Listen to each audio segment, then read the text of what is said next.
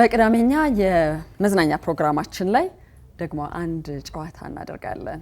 የቅዳሜ ጨዋታችን አንዳንድ ጊዜ እንግዲህ እዚች ስቱዲዮ ውስጥ ሮጥ የምንልባት ነገር አለች አይደል? አንዳንድ ተግባራትን እያደረግን ራሳችንን እንታዘባለን። ደግሞ እያወራን ሀሳብ የምንሰጥበት በሚያዝናና መንገድ ቤተሰቦቻችን ባሉበት ቦታ ሆነው እኛ ብንሆንስ ብለው ደግሞ የሚወያዩበትንም ሀሳብ የምንሰጥበት በጣም ወደው ሀሳብ ነው። የራሱ የሆነ ምድብ ይኖረዋል ህይወታችን ውስጥ መዘዝ የምናደርግበት። ለምሳሌ ቲክቶክ ነክ ጥያቄዎች እኔ ጋር አሉ። ትጠየቃላችሁ። የህይወታችን አንዱ አካል ሆነ ሰፊው አካል ሳናየው ምናምን አናልፍም። እናንተ ጋር ምን አለ? እኔ ጋር ስለ ኳስ አለ። ኳስ ዛሬ ሴቶች ሊያስጨንቀን ነው ዛሬ።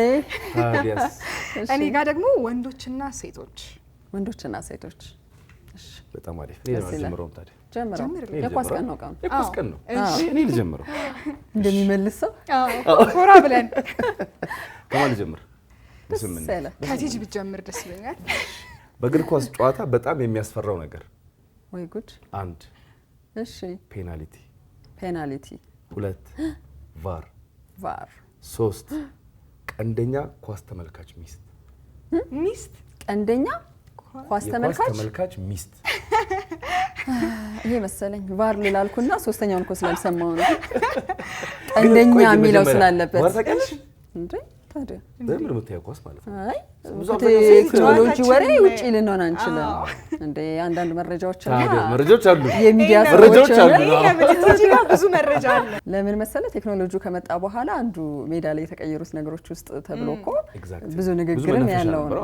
ተፈጥሯዊ ነገር አይደለም እንደው የድሮ ነገር ይሻል ነበር ብለው ሰዎች ሲሉ ሰማያለሁ። አንዳንዴ ግን ለሚዋሹ ሽምጥጥ አድርገው ለሚክዱ ታባታቸው የሚያስብል የት ላይ ራሱ መልሰው ነው ደግመን መባሉ ደስ ይላል።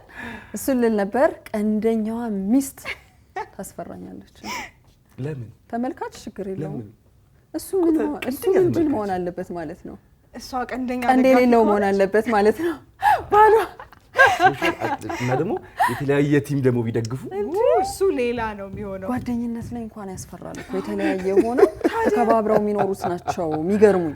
ትዳር ላይ ከባድ ነው። የስሜቱ ጅምብሩን አስበው፣ የሚወስድብህን ሰዓት አስበው ለመመልከት፣ ሙድህን እንዴት እንደሚወስደው አስብ። የብዙ ነገር ማብራሪያ ልሰጥ እችላለሁ። ሪሌሽንሺፕ ደግሞ ራሱን የቻለ ሌላ ደግሞ ህይወት ነው። ማንኪያና ሹካ ይዞ ነው የሚያዩት። ቢላ ይዛ ብትመጣስ የሆነ ታይም ስሜታዊ ሆነ አይታወቅም። ኢንድሬስ ካነሳችሁት አይቀር ግን ብዙ ሰው የሚከራከርበት ፖይንት ስለሆነ እኛ የምናወራበት፣ ሴቶች ኳስ ማየት አለባቸው ወይስ የለባቸው? ወይኔ ጄሪዬ ራሱ ነው ጥያቄው በመነሳቱ ሊያመኝ። አይ ኖ እኔ ካንቺ ጎን ነኝ፣ ግን የሚኪን እይታ ማየት ስላለብን። እሺ ሚኪ፣ ሴቶች ኳስ ማየት አለባቸው ወይም በጣም መደገፍ አለባቸው ወይስ የለባቸው? ፍላጎታቸው በእውነት ወንድ ሆኖ የማይደግፍ አለ። እሺ it's your personal የሆነ እንትን ነው። ሴትም ሆና ደግሞ በጣም ከፈለገችው ነው ኢንትረስትድ ከሆነች why not? ሚኪ በቃ ቴንክ ዩ ተፈትነሃል። እንዳቋም ሴት ማየት የለባትም ምናምን። ግን ምንድነው ተሳስታ አውልቃ እንደዚህ እንዳታረግ ነው ትልቁ ፍራቻው። ትልቁ የሚያስፈራው የደጋፊ ማይቀር ስለሆነ ልክ ነው። አጠገብ ወለሉ ሰዎች ትንሽ ብትጠነቀቅ እሱ ካልሆነ ምንም ስሜት ደግሞ ሁሉም ይቆጣጠር እኮ ብለናል እኮ ቅድም ቁራሌው ላይ አደጋ ይዞ ስለሚመጣ። እሺ ቀጥሎ ደግሞ ወደ አንቺ እንመጣለን። እሺ በኳስ ጨዋታ ከባዱ ነገር ፔናልቲ መሳት አንደኛ፣ ሁለተኛ ባዶ ጎል መሳት፣ ሶስተኛ የራሱ ጎል ላይ ማስቆጠር። በኳስ ከባዱ ሶስቱም ከባድ ናቸው። ግን ወይኔ በራሳቸው ጎል ላይ ቢያስቆጥሩ በጣም የሚያናድድ ይመስለኛል። ስለ ሰው ሊሳሳት ይችላል፣ ባዶ ጎልም ሊሳሳት ይችላል። ግን ራሳቸው ላይ ጎል ሲያስቆጥሩ በጣም ከባድ የሚሆነው ይመስላል። እንዴት እንደሚያፍራታቸው ግን አጋጣሚ ራሳቸው አስቀምጠው። እኔ ፔናልቲ ነው የሚገርመኝ። እድሜ ልካቸውን ሲያስቡት ደግሞ ቪዲዮ ተቀርጾ ይቀር የለ የጥፋተኝነት ስሜት፣ በተለይ ወሳኝ ጨዋታ ላይ ኃላፊነት ተሰጥቷቸው የሳቱ ተጫዋቾች በቃ ይሄ መጨረሻው የድብት እና የተጠያቂነት ስሜት ለፔናልቲ ይመጣል። ትልቅ ኢምባሲዎች እኮ ሁሉም ይስታሉ። ስተዋል መች ታስበዋለህ?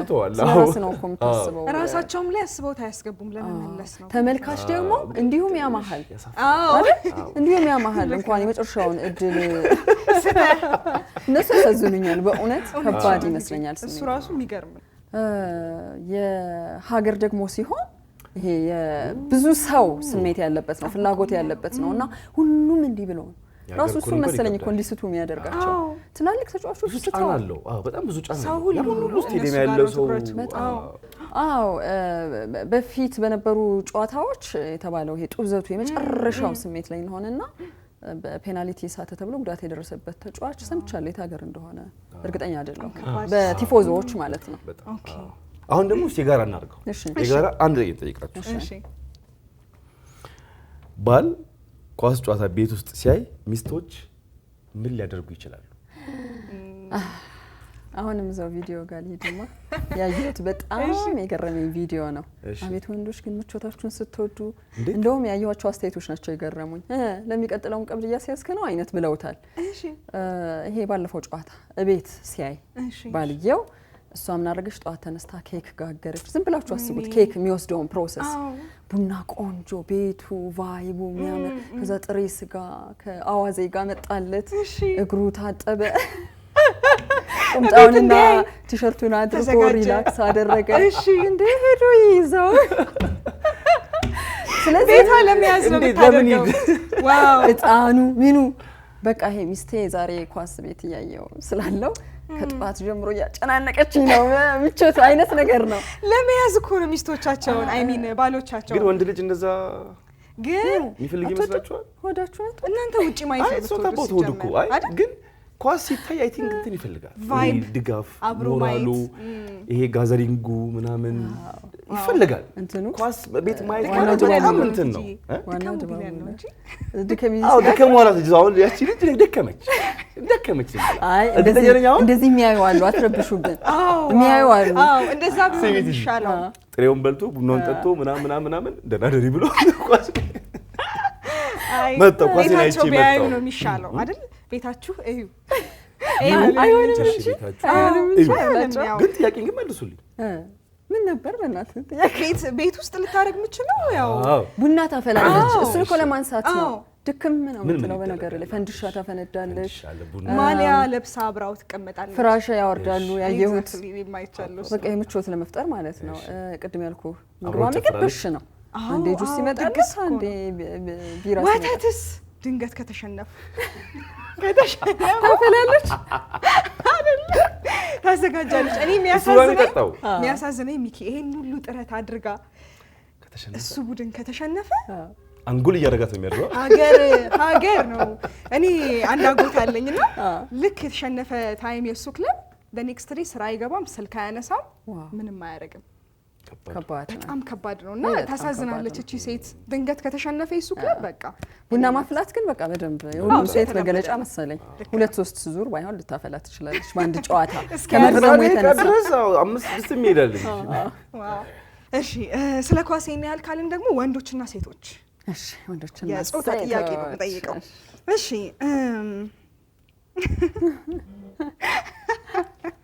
እሺ ሚኪ ካንተ ልጀምር። ምግብ ብላ ሲባል አይ አልበላም አሁን በላው ግን ትንሽ ልቅመስልሽ ብሎ ምግቡን ጥርግ አድርጎ የሚበላው ማን ነው? ወንዶች ወይስ ሴቶች? ራሱ ጥያቄው ሲጠየቅ በወንድ አይደል የተደረገ? ወንድ ነው። ልክ አይደለም። አሁን አርጎ ከሆነ ወንድ ነው። አርጋ አርግልኝ ጥያቄው ነው። ከዛ እንነጋገራለን። በይልኝ ድገሚ አርጋ ብለሽ ድገሚ። እንዴት ይሆናል? እኔም ስለ ያሰብኩ ነበር እኮ። እሺ ጾታውን አስተካክል። ለመጀመሪያ ታምን ነው ግማሽ ድረስ ሄድኩ ለሚኪ እንደ ለመጨሎ ሀመሮ ሄሎ ሀመሮ ሁለቱም ሁሉም ሁሉም መልስናቸው የለም። ስለዚህ ማን ይመስላል? ምንም ጥያቄ የለውም። ይሄ እንግዲህ ሴቶች ናቸው። ምንም ወደፊትም ወደ ኋላም አንልም። ይሄ ነው ብዙ አናስብም አናገናዘብም። ስልቅጥ ከሚለው ጋር አብሮ አይሄድም እንዴ? እኛ በጣም ሁለት ጠገብ ያለው ግን እስቲ እቺ ልቅመስ ብላ ሳታስበው እየበላችሁ ይሄዳል። ሁለት ጉርሻ እኮ ነው ባዶ የሚያደርገው። አዎ የወንዶች አጠቃላላችሁ አስባለሁ። ሁሌ ክፍት ሆዳለሁ የተለየ ቦታ ጥሩ አድርጋችሁ በልታችሁ ራሱ ለሌላ እድል ክፍት የሆነ አዎ የሚጣፍጥ ነገር ከተገኘ ኧረ ተው ሚኪ ተው። በፍጹም የለም። በጣም ያሳዝናል። እናንተ ነው አሁን ወንዶች ራሱ በዚህ ነው ተጠገብኩት አንድ ልቅመስ እያላችሁ እያወራችሁ ወሬ በዛው ይሄዳል ነው ፖሊስ። ስለዚህ ቤተሰቦቻችን ይሄዳሉ። ነው በቃኝ ካለ በኋላ ስልቅጥ የሚያደርገው። እሺ ቲጂዬ፣ እሺ ወንዶች ለምንድን ነው አልተኛሁም ብለው የሚያንኮራፉት? አልተኛሁም ብለው የሚያንኮራፉት ለምንድን ነው? ማሰብ ይፈልጋሉ። ደግሞ እንደማያስቡ ነው የሆነ ጥናት አይቻለሁ። አስቡ በእውነት ኢምፒቲ ማይንድ አላቸው። አንብቡ እነኝን ጥናቶች። ወንዶች ለምሳሌ መጠጥ እየጠጣ ረጅም ሰዓት የሆነ ቦታ ላይ ቁጭ ሊል ይችላል። 6 ሰዓት ቁጭ ሊል ይችላል እያዘዘ። ምንድን እያሰቡ ነው? ምን ደብቷቸው ነው ልንል እንችላለን አይደል? ኢምፒቲ ማይንድ ሊሆን ይችላል። ምንም ሳያስቡ ዝም ብለው ኢንጆይ ያደርጉ ብለው በቃ ሊሆን ይችላል። መታደል ነው በእውነት አለማሰብ። አይ ይሄ በጣም ሬር ነው ግን አይደል? ይሄ በጣም ሬር ነው። አሁን እኔ በደንብ እናወራበታለን ስለነሱ ኢምፒቲ ማይንድ። ይሄን ዛሬ ከዚህ ስቱዲዮ ንቅንቅ አንልም። ግን እሺ ለምንድን ነው አልተኛንም ብላችሁ የምታንኮራፉት? ብዙ ጊዜ ወንዶች አባቶች ብቻ በአጠቃላይ ወንዶች ይተኙና ጋደም ብለው ያንኮራፋሉ። ከዛ አንድ ተተኝታል እኮ ገብተተኛ ምናምን ስትሏቸው እኔ መሽተኛው ምናምን ብለው ይነሳሉ። እሱ ነው አልሸነፍ ባይነት ነው። አልሸነፍ ባይነት አለማመናቸው። አዎ ያ አለማሰቡ እንዳለ ሆኖ አልሸነፍ እኔ እኮ ኢምፒቲ ማይንድ እንዴት ነው ነገሩ? አይ ታስባላችሁ ያን ማለት ፈልገን አይደለም። በአንድ ነገር በአንድ ታይም አንድ ነገር ነው የምታስቡት ለማለት እንደዛ ነው። ግን ደግሞ ቅድም ያለችው ያስማማል እኮ ረጅም ሰዓት አንድ ቦታ ቁጭ ብለን ይሄ ጭንቀት ምናምን ሳይኖር ግን ኖርማል እንትን ሊሆን ይችላል። ስለምታውቀው አንተ ዝም ብለህ ግን ምንድን ያሰብከው ብትባል ጭንቀት አይኖርባችሁም ማለት ነው ብዙ ጊዜ አይደል? የጭንቀት አለመኖር እንደ ሰው ይለያያል። ወንድ ሴት አይልም ተፈጥሮ ነው። ግን ብዙ ሙያተኞች ብዙ ነገር ጽፈውበታል። ያንብቡ እንግዲህ ሁሉን ተናግረን አንችልም። ወይ ደግሞ እንግዳ ጋብዥልንና በዚህ ጉዳይ የሚያብራራልን ነገር ያስፈልጋል። አይ በጣም ቆንጆ። እሺ ሶሻል ሚዲያ ውስጥ ቲክቶክ አንዱ ህይወታችን ነው ብለናል። እኔ ጋር ቲክቶክ ነክ ጥያቄዎች አሉ ብያለሁ። ሚኪ ቲክቶክ 1 ደቂቃ ብቻ እስቲ ሊበቃ ይሆን ምን አለ ልዝናና ብለህ ነግቶብህ ያውቃል?